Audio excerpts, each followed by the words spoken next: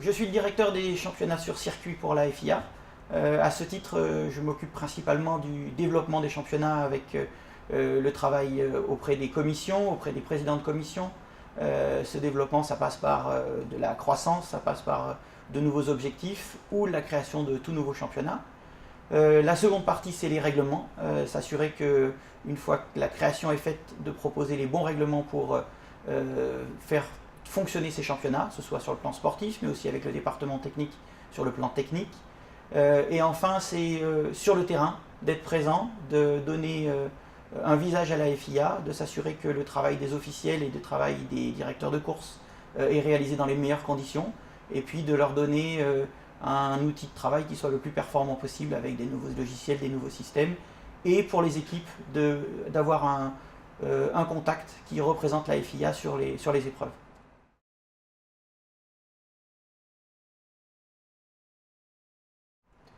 Dans la mission qui m'est confiée, une des parties les plus intéressantes, ou en tout cas les plus excitantes, c'est certainement celle de développer de nouveaux concepts, de développer de nouveaux championnats. On a l'exemple de Formula I, que j'ai eu la chance de suivre depuis le tout début, puisque ça correspondait avec mon arrivée au sein de la FIA. Et Formula I, ça a été une occasion unique de développer quelque chose de rien, en partant d'une feuille blanche.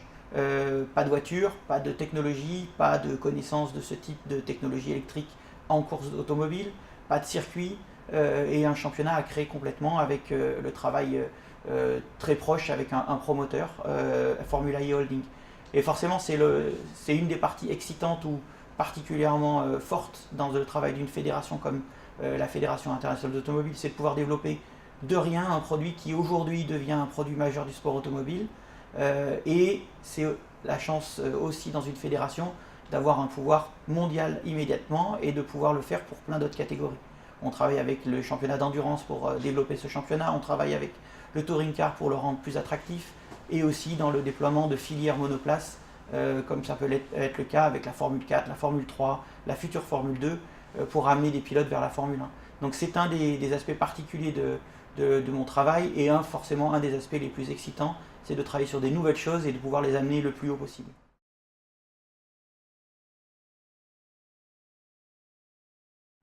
Un des challenges, mais aussi un des attraits particuliers de la fonction, en ayant la totalité du portefeuille des activités circuit, hormis la Formule 1, c'est de pouvoir travailler sur la synergie entre toutes ces activités. On a des championnats du monde, on a des championnats d'Europe, on a des championnats d'autres régions, on a des championnats qu'on essaie de développer, y compris nationalement. Et l'intérêt, c'est d'arriver à faire bénéficier tout le monde des best practices de l'un ou de l'autre.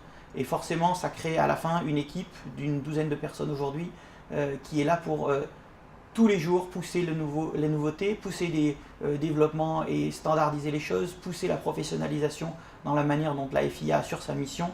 Et cette diversité, à la fin, elle se traduit par une uniformisation, malgré tout, de la manière dont on travaille, des résultats qu'on souhaite obtenir, mais aussi de la prestation qui est délivrée. On est là pour être des gens qui aident à développer, on est là pour être des gens qui aident à réglementer, et ensuite on est là pour être des gens qui aident à faire suivre les règlements et à arbitrer les épreuves. Donc de toute cette diversité des championnats, entre du camion, du dragster, de la monoplace, de l'endurance ou du touring car, naît à la fin une synergie forte qui est de faire ressortir le métier de la FIA en tant que développeur, en tant qu'organisateur de règlements et en tant qu'arbitre de ces épreuves.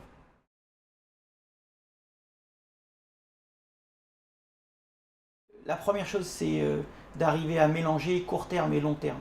On a des objectifs court terme à remplir parce que les courses ont lieu un jour donné et elles ne peuvent pas attendre le lendemain, mais aussi être capable d'avoir une vision globale et d'essayer d'orienter le plus possible les décisions dans la prise en compte d'une vision long terme des championnats et pas une vision court terme. La deuxième partie, c'est plutôt une capacité, ou en tout cas une envie de faire bien et d'être très impliqué dans ce qu'on fait. Les gens sont tous très motivés, tous passionnés dans ce milieu-là, et ils ne comprennent pas qu'on ne soit pas à ce niveau d'implication. Je ne demande pas nécessairement de la passion, mais en revanche de l'implication et d'être concerné par ce qu'on fait, et d'être vraiment dans l'idée de livrer un résultat qui soit le meilleur résultat possible. Et la dernière partie, c'est plutôt dans la flexibilité. Il faut être capable de s'adapter, il faut être capable de proposer des solutions dans un contexte qui n'est parfois pas le contexte idéal, et de fonctionner dans ces contextes-là, malgré tout en gardant son professionnalisme, en gardant sa rigueur, et en ne passant pas plutôt vers un mode de la facilité. Donc c'est ces trois critères-là qui font à la fin, je pense qu'on devient quelqu'un de crédible dans ce monde-là.